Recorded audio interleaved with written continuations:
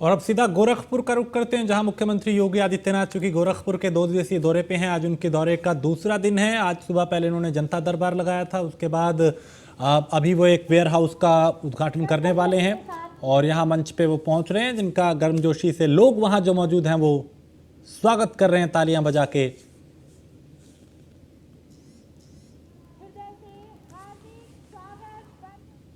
तो मुख्यमंत्री योगी आदित्यनाथ मंच पर पहुंच चुके हैं और ये भव्य लोकार्पण कार्यक्रम है। आज उनके गोरखपुर दौरे का ये दूसरा दिन है और सुबह उन्होंने जनता दरबार लगाया था, लोगों के साथ लोगों से मुलाकात की थी, उनकी समस्याओं को, उनकी शिकायतों को सुना था, उनका समाधान किया था। और अब वेयर हाउस का लोकार्पण कार्यक्रम है। 30 करोड़ की लागत से ये वेयर हाउस का निर्माण किया गया और गोरखपुर में जब भी वो आते हैं कोई ना कोई सौगात ज़रूर गोरखपुर वासियों को दी है।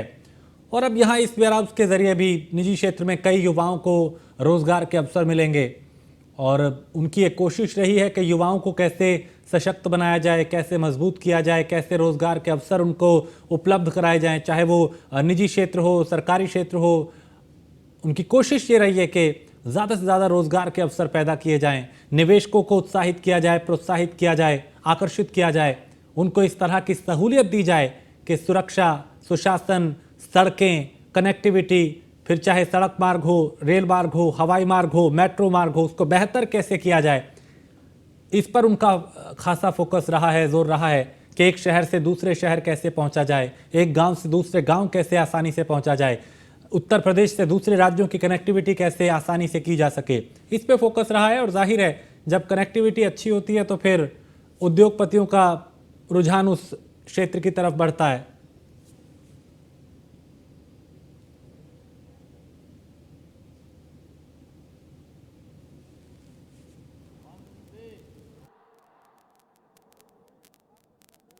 श्री एसोसिएट द्वारा निर्मित वेयर हाउस के आज के इस उद्घाटन कार्यक्रम में मंच पर उपस्थित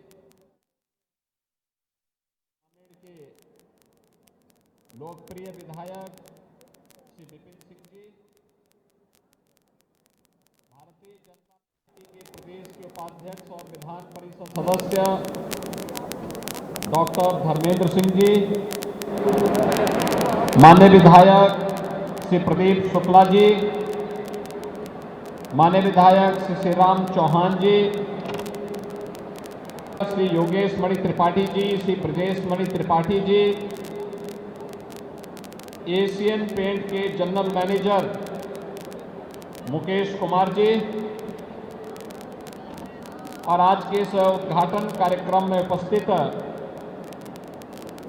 गोरखपुर महानगर, गोरखपुर ग्रामीण, चौरी चौरा और श्री एसोसिएट से जुड़े हुए सभी उपस्थित भाइयों बहनों, मैं सबसे पहले गोरखपुर और पूर्वी उत्तर प्रदेश को एक अभिनव सोच वेयर हाउस के रूप में उपलब्ध करवाने के लिए श्री योगेश मणि त्रिपाठी जी और ब्रजेश मणि त्रिपाठी जी को हृदय से बधाई देता हूं कि उन्होंने एक अभिनव कार्यक्रम इसके माध्यम से करते हुए नए रोजगार के अवसर सृजित किए हैं। भाइयों बहनों, वेयर हाउसिंग में भी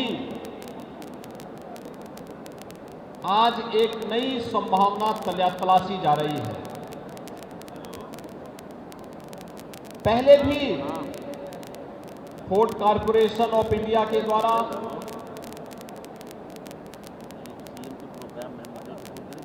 CWC के द्वारा, कोऑपरेटिव के द्वारा वेयर हाउस बनाए जाते थे, लेकिन तकनीक उनके पास पुरानी होने के कारण अक्सर वहां नुकसान ज्यादा हो जाता था। समय के अनुरूप तकनीक को अगर हम नहीं अपनाएंगे तो कंपटीशन से बाहर हो जाएंगे। और इसीलिए प्रधानमंत्री मोदी जी जब 9 वर्ष पहले देश की बागडोर संभाले थे तब उन्होंने देश को एक नया विजन किया था कार्य करने का, और प्रधानमंत्री मोदी जी के इस विजन के अनुरूप कार्य करते हुए उत्तर प्रदेश सरकार ने वेयर हाउसिंग एंड लॉजिस्टिक की अपनी एक पॉलिसी बनाई। इन पॉलिसी के तहत बड़े पैमाने पर निवेशकों को निवेश करने के लिए प्रदेश में भी आमंत्रित किया। और यही नहीं, बड़े बड़े वेयर हाउसिंग के साथ साथ हम लोगों ने तो हर ब्लॉक स्तर पर महिला स्वयंसेवी समूह और वहां के प्रगतिशील किसानों को भी कहा कि हम आपको अनुदान देंगे, आप अपने यहां छोटे छोटे वेयर हाउस तैयार करिए, कोल्ड स्टोरेज बनाइए, जिससे आपकी उत्पाद को अधिक दाम मिल सके। और उस दिशा से लगातार कार्य हो रहा है। लेकिन मुझे आज इस मोतीराम अड्डा में आकर के देख करके बहुत अच्छा लगा। अक्सर श्री ब्रजेश मणि त्रिपाठी जी के साथ मुलाकात होती थी और उन्होंने मुझसे यही कहा था कि आप देखना, मैं मोतीराम अड्डा में एक बहुत अच्छा काम करूंगा। और भाइयों बहनों, सचमुच उन्होंने ये करके दिखा दिया। इसके लिए मैं योगेश मणि त्रिपाठी जी को और ब्रजेश मणि त्रिपाठी जी को हृदय से धन्यवाद देता हूं। भाइयों बहनों, एक तरफ इन लोगों ने यहां पर श्री एसोसिएट के द्वारा ये वेयर हाउस बनाया गया, तो एशियन पेंट को भी इसकी आवश्यकता थी और एशियन पेंट ने इतने बड़े वेयर हाउस के लिए महीने में 22 लाख रुपए महीने के किराए पर इसको किराए पे ले भी लिया है। आप देख सकते हैं कि व्यक्ति अगर मेहनत करेगा, विजन के अनुरूप उसको इंप्लीमेंट कर देगा, तो परिणाम आने में देर नहीं लगती है। और आज परिणाम भी आ गया। एशियन पेंट जैसी प्रतिष्ठित कंपनी ने इसको किराए पे लेकर के अपने पूर्वी उत्तर प्रदेश की सप्लाई को, बिहार की सप्लाई को, नेपाल की सप्लाई का केंद्र बिंदु भी गोरखपुर बना दिया है। अब यहाँ पे अनेक लोगों को यहाँ से सप्लाई चेन में मदद मिलेगी। इनका एक बफर गोदाम हो गया ये। इस फील्ड में अनेक संभावनाएं हैं और इन संभावनाओं को आगे बढ़ा करके हम रोजगार की संभावनाओं को बहुत तेजी के साथ आगे बढ़ाने का कार्य कर सकते हैं। मुझे प्रसन्नता है कि लगभग 4.25 एकड़ क्षेत्रफल में फैला हुआ जो ये वेयर हाउस है, 1,23,000 वर्ग फुट भूमि पर यह खड़ा किया गया है। और यह अपने आप में इस जनपद का तो संभवतः ये पहला वेयर हाउस है। गोरखपुर का तो पहला ही है, मेरा मानना है। पूर्वी उत्तर प्रदेश का भी ये पहला वेयर हाउस है जो इतने भव्य तरीके से, इतने बड़े पैमाने पर यहाँ पर बना करके तैयार किया गया है। और ये भी मुझे प्रसन्नता है कि 2022 में जब हम लोग Uttar Pradesh global investor summit का आयोजन करने की तैयारी कर रहे थे, उस समय जो जनपद स्तर पर वेयर हाउसिंग एंड लॉजिस्टिक की पॉलिसी के तहत निवेश की संभावनाओं को आमंत्रित कर रहे थे, उसी समय श्री एसोसिएट ने राज्य सरकार के साथ अपना MOU किया और मात्र 9 महीने के अंदर इसको बना करके भी खड़ा कर दिया है। इस वेयर हाउस के निर्माण में लगभग 30 करोड़ रुपए पूरी पूंजी लगी है, जमीन, स्ट्रक्चर पूरा उसको खड़ा करने में। और इसमें यानी ये पूरा वेयर हाउस इसके साथ बन करके तैयार हुआ है। स्वाभाविक रूप से उत्तर प्रदेश की वेयर हाउस एंड लॉजिस्टिक नीति वेयर हाउस के निर्माण के मूल्य की लागत पर हम प्रदेश सरकार के द्वारा छूट भी देते हैं और उसी के तहत यह वेयर हाउस आच्छादित होगा। आज का यह कार्य एक अभिनव कार्य है। हजारों लोगों को रोजगार मिलेगा। विकास की एक प्रक्रिया के साथ, एक सप्लाई चेन के साथ मोतीराम अड्डा जुड़ेगा। और भाइयों बहनों, मार्केट के साथ जब हम चलना प्रारंभ करेंगे तो विकास की प्रक्रिया को तेजी के साथ आगे बढ़ाने में हमें और मदद मिल पाएगी। आज का समय के अनुरूप तकनीक को अपनाते हुए आगे बढ़ने का समय है। अगर हमने समय के अनुरूप अपने आप को बदला नहीं, आज की जरूरत के हिसाब से तकनीक को अपनाया नहीं, तो इस परिवर्तनशील दुनिया में हम पिछड़ जाएंगे। और याद रखना, काफिले में जो व्यक्ति उस काफिले का हिस्सा बनकर के अपनी मंजिल को प्राप्त करता, वही सफलता प्राप्त कर पाता है। काफिले में जो व्यक्ति पीछे छूट जाता है और फिर धीरे धीरे करके पिछड़ता जाता, पीछे पीछे चला जाता है, उसके लिए फिर मंजिल प्राप्त करना एक दूर की कौड़ी हो जाती है।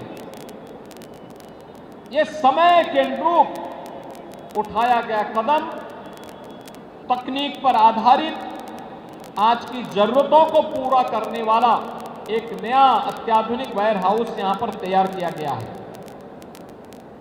बहुत सारी संभावनाएं, सरकार की अलग अलग सेक्टर की पॉलिसीज हैं और मुझे प्रसन्नता है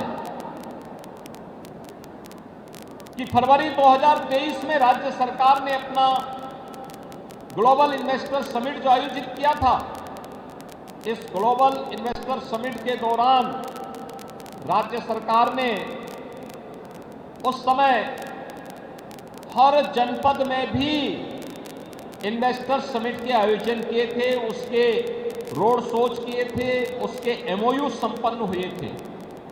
गोरखपुर में भी बहुत अच्छी संख्या में एमओयू साइन हुए थे।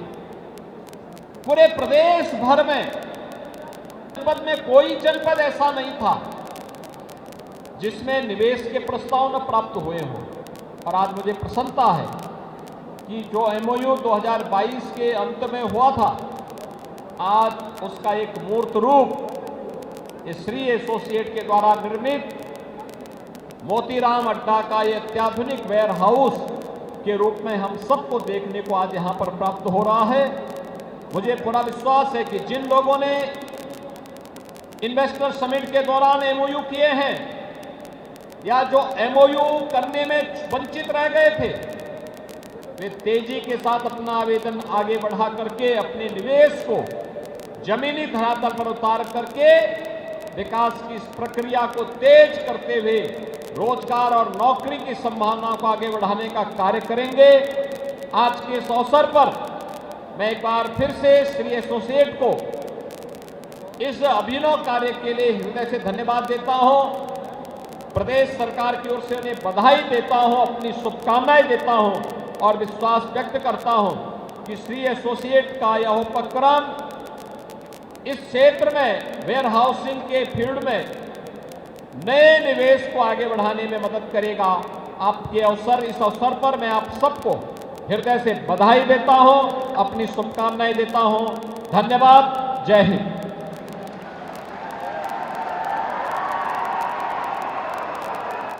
सुना, उन्होंने कहा पूर्वी यूपी का पहला वेयर हाउस बना है और समय के साथ बदलाव जरूरी है। उत्तर प्रदेश आज बदल रहा है, निवेश आज हो रहा है, निवेशक जो हैं वो उत्तर प्रदेश की तरफ रुख कर रहे हैं। हजारों युवाओं को रोजगार मिला है, नए रोजगार के अवसर पैदा किए जा रहे हैं ताकि युवाओं को सशक्त बनाया जा सके।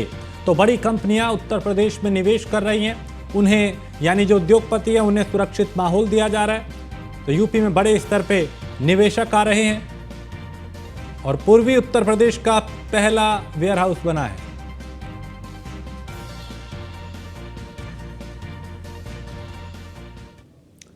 और यूपी परिवहन निगम का डग्गामार बसों पर विशेष अभियान, जिसमें बिहार, दिल्ली, पंजाब, उत्तराखंड जा रही बसों पर कार्रवाई की जा रही है और अवैध रूप से चल रहे 1131 वाहनों का चालान किया गया है। 482 अवैध गाड़ियों को सीज किया गया है। तो बिहार, दिल्ली, पंजाब, उत्तराखंड जा रही बसों पर एक्शन लिया गया है और अवैध रूप से चल रही 1131 वाहनों का चालान किया गया है। तो 482 अवैध गाड़ियों को सीज किया गया। तो यूपी परिवहन निगम ने डग्गामार बसों के खिलाफ ये विशेष अभियान चलाया है। इसमें बिहार, दिल्ली, पंजाब, उत्तराखंड जा रही बसों पर कार्रवाई की जा रही है, जो नियमों की अनदेखी कर रहे हैं, जो जरूरत से ज्यादा सवारियां भर रहे हैं।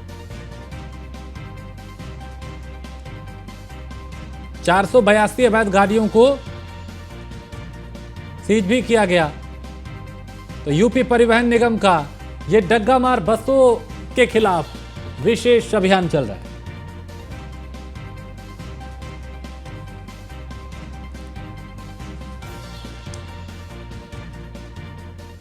खबर बुलंदशहर से है, जहां नाबालिग से सामूहिक दुष्कर्म की वारदात को अंजाम दिया गया। 2 युवकों ने नाबालिग को हवस का शिकार बनाया।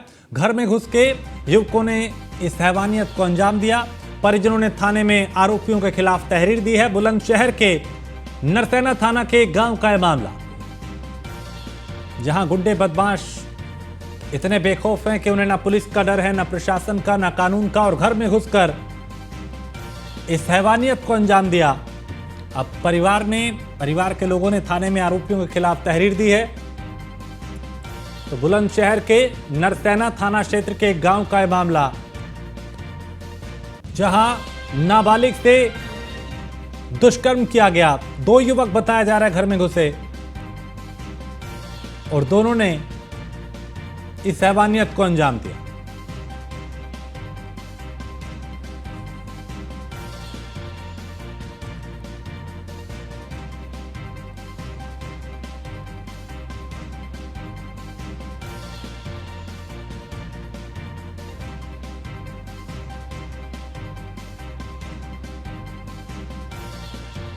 तो नाबालिग से सामूहिक दुष्कर्म का यह मामला, जिसमें 2 युवकों ने नाबालिग को हवस का शिकार बनाया, उसके साथ हैवानियत की। अशोक इस पे ज्यादा जानकारी हमारे संवाददाता बुलंदशहर से देंगे। अशोक, घर में घुस के युवकों ने इस वारदात को अंजाम दिया, बिल्कुल डर नहीं, बेखौफ।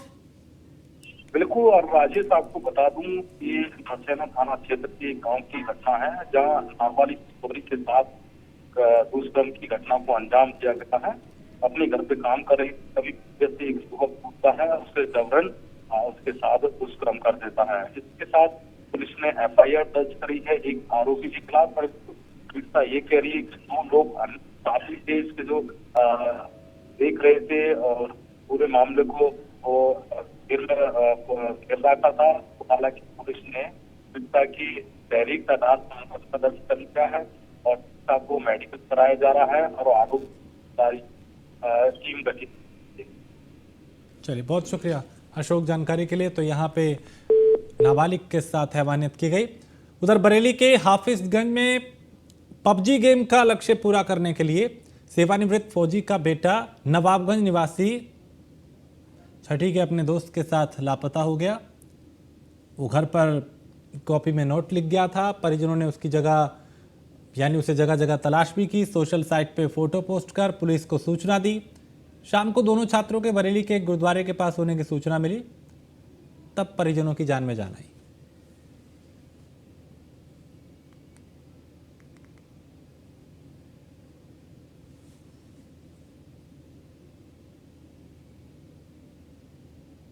तो PUBG गेम खेल रहे थे छात्र, घर से चले गए कहीं, उसके बाद टास्क पूरा नहीं करने पर मारने की इन्हें धमकी मिली थी, ऐसा कहा जा रहा है।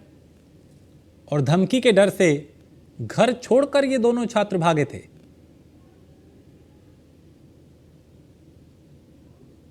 अब दोनों को फिलहाल ढूंढ लिया गया है, तलाश लिया गया है। तो PUBG गेम से रिलेटेड कई मामले पहले भी ऐसे आए हैं, अब जिस पे यकीन करना मुश्किल हो गया था। किसी ने सुसाइड कर लिया, किसी ने दूसरे की हत्या कर दी। उधर बिहार सरकार के पूर्व मंत्री प्रेम कुमार चंद्रवंशी औरंगाबाद पहुंचे, जहां उन्होंने प्रदेश की समस्याओं को लेकर कहा कि आज बिहार सरकार में सुरक्षा व्यवस्था पूरी तरह फेल है। सीएम नीतीश कुमार जिस दिन से बीजेपी से अलग हुए हैं और आरजेडी के साथ सरकार बनाई है, उसी दिन से सुरक्षा व्यवस्था फेल हो गई है। उन्होंने कहा 1 साल के अंदर 3041 हत्या हुई, 900 से ज्यादा लोगों ने हत्या करने की कोशिश की।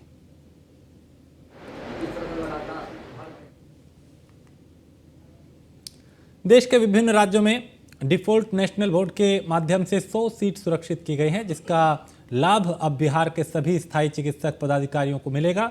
ये बातें भागलपुर जिला जदयू प्रवक्ता शिशुपाल भारती ने कही। और भागलपुर जिला जदयू प्रवक्ता शिशुपाल भारती ने कहा कि बिहार में चल रही महागठबंधन की सरकार ने एक अच्छी पहल की है।